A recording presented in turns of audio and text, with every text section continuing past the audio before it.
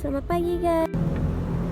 Orang yang salah harus dihukum biar adil buat semua kaum. Aku ucapkan assalamualaikum, sambut pagi dengan tersenyum. Assalamualaikum warahmatullahi wabarakatuh. Di sini saya mau mempresentasikan tentang kearsipan bab 3, yaitu menerapkan prosedur penggunaan peralatan kearsipan. Nah, di sini kalian pasti bertanya-tanya kan, apa sih itu kearsipan? Jadi saya mau menjelaskan kearsipan itu apa. Yang pertama, pengertian peralatan kearsipan. Peralatan kearsipan adalah semua benda yang digunakan untuk mendukung kegiatan kearsipan. Nah, biasanya peralatan-peralatan ini merupakan barang tidak habis pakai dan dapat digunakan dalam jangka waktu lama, seperti logam, kayu, aluminium, besi, plastik, dan sejenisnya. Nah, peralatan kearsipan ini mempunyai fungsi. Apa saja sih fungsi-fungsinya? Fungsinya ada 3, yaitu yang pertama sebagai wadah penyimpanan arsip, dan yang kedua sebagai alat pendukung guna mempermudah dan meringankan pekerjaan dalam kegiatan kearsipan. Dan yang ketiga yaitu sebagai alat pelindung arsip dari kerusakan sehingga dapat disimpan dan digunakan dalam jangka waktu lama. Di kearsipan yaitu mempunyai istilah penting yang harus diketahui terkait dengan kegiatan penyimpanan arsip.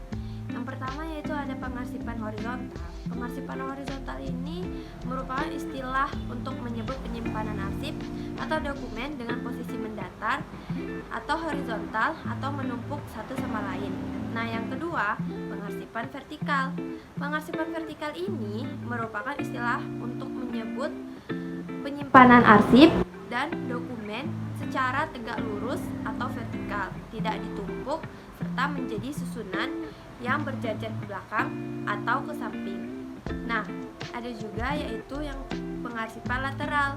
Pengarsipan lateral ini merupakan istilah untuk menyebut penyimpanan arsip dan dokumen secara berdiri atau lateral dan disusur berjajar menyamping. Nah, masuk ke materi yang kedua, yaitu macam-macam peralatan kearsipan dan cara penggunaannya. Pasti teman-teman pada bertanya-tanya kan, peralatan kearsipan di kantor itu ada apa aja dan cara penggunaannya itu kayak gimana sih? Nah, di sini saya mau menjelaskan sedikit peralatan yang ada di kantor dan cara penggunaannya bagaimana. Yang pertama yaitu filing kabinet. Filing kabinet itu merupakan lemari arsip yang terdiri atas beberapa laci. Dan jumlah laci dalam filing kabinet bervariasi mulai dari 1 laci hingga 6 laci. Nah, filing kabinet ini berfungsi untuk menyimpan arsip atau berkas yang masih bersifat inaktif. Sebelum arsip disimpan ke laci, arsip-arsip tersebut dimasukkan ke folder atau ke hanging folder. Yang kedua yaitu rotary filling system atau alat penyimpanan berputar. Rotary filling system ini adalah semacam filing kabinet, tetapi penyimpanan arsipnya dilakukan secara berputar. Nah, yang ketiga, lemari arsip. Lemari arsip merupakan lemari tempat menyimpan berbagai bentuk arsip. Lemari ini terbuat dari kayu atau besi yang dilengkapi dengan pintu. Nah, masuk yang keempat yaitu rak arsip. Rak arsip adalah lemari tanpa pintu untuk tempat menyimpan arsip yang disusun secara lateral atau menyamping. Jadi rak arsip ini yaitu menyimpan kearsipan tanpa pintu. Dan yang masuk ke kelima, map arsip. Map arsip merupakan lipatan yang terbuat dari karton atau kertas tebal atau plastik yang digunakan untuk menyimpan arsip atau surat-surat. Map arsip terbagi beberapa macam, ada 4, yaitu ada map folio. Map folio merupakan map yang memiliki daun penutup pada setiap isinya. Nah, map folio ini udah tidak asing dalam kehidupan sehari-hari dan kalian juga pasti tahu. Dan yang kedua, map Snell-Hechter. Map Snell-Hechter adalah jenis map yang mempunyai penjepit pada bagian tengah map. Dan yang ketiga yaitu folder atau map tanpa daun penutup. Folder merupakan jenis map yang memiliki bentuk berupa lipatan kertas tebal atau plastik, serta tidak dilengkapi dengan daun penutup. Nah, yang keempat yaitu hanging folder.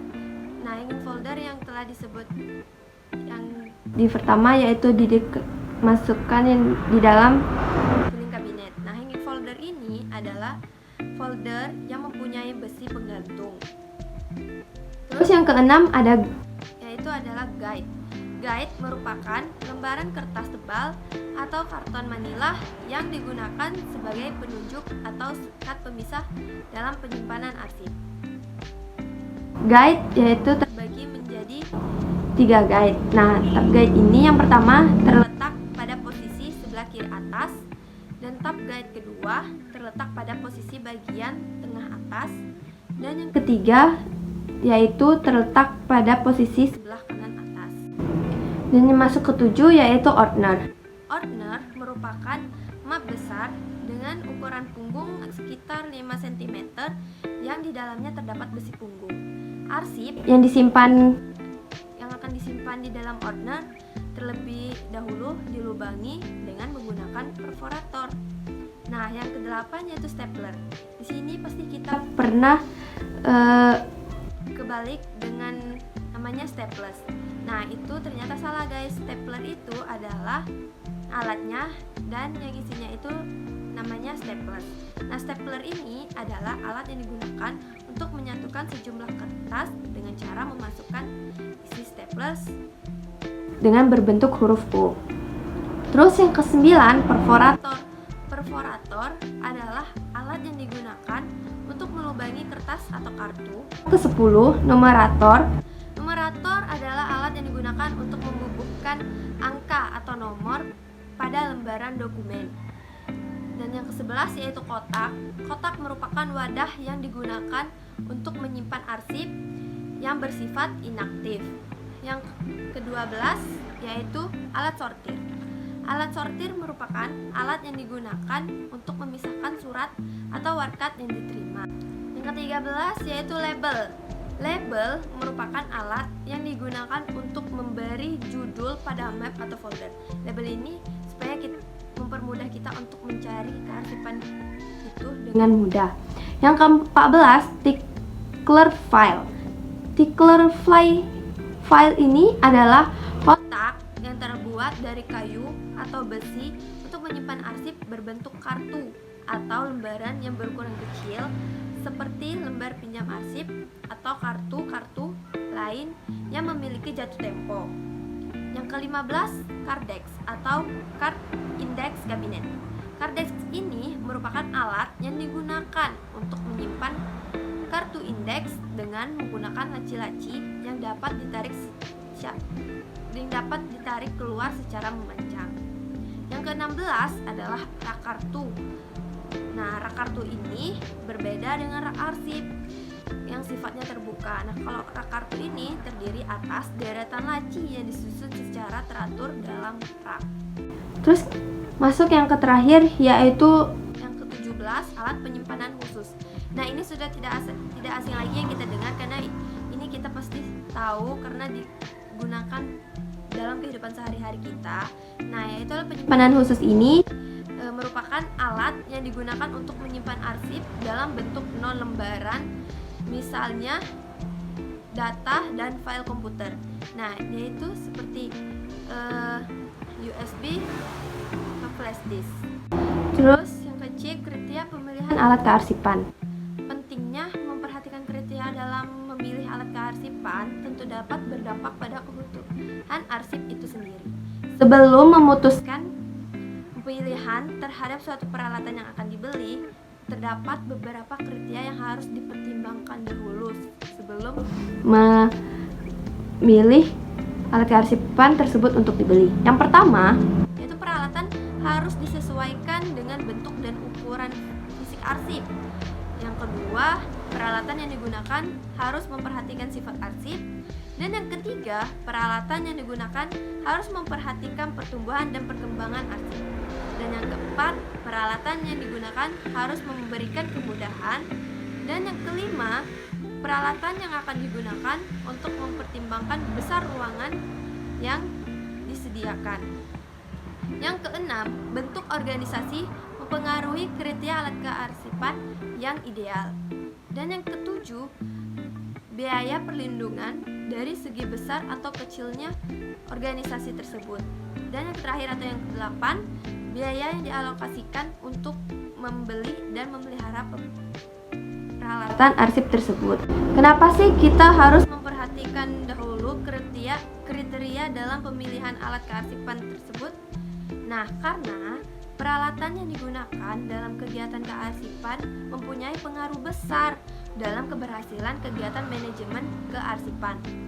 Dengan adanya peralatan tersebut, tujuan kearsipan yaitu melindungi arsip dari kemusnahan serta dapat menyimpan dan menemukan arsip dalam waktu yang cepat dan tepat akan lebih mudah tercapai. Burung dara, burung cendrawasih bisa dicari dulu di Papua.